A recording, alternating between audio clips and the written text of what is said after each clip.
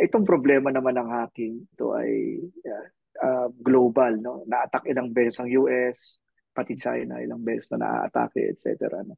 Kailangan din nating intindihin na dahil nagbabago na rin yung panahon, kundi karamihan sa atin ay meron na rin alternate na persona sa Mm, digital realm, no? mhm. So, pati yung crime nag-evolve mula sa street crime nagiging digital crimes na rin. Kaya Okay. hindi, of course, the Philippines as part of the global community is not Oh. immune to this global trend. Ngayon, wala daw sektor na hindi vulnerable. Ano po?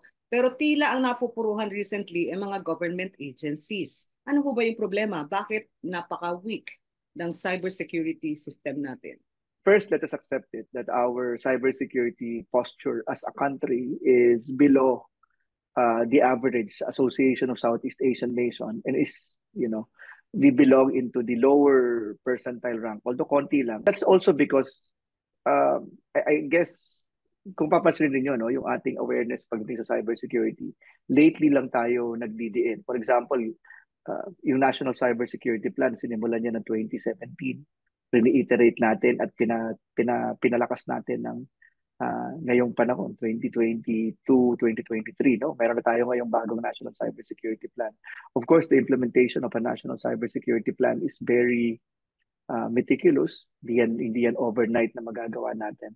Also, we lack certain laws like the cybersecurity law that will mandate critical information infrastructures na i-report sa atin kung may issue o may problema.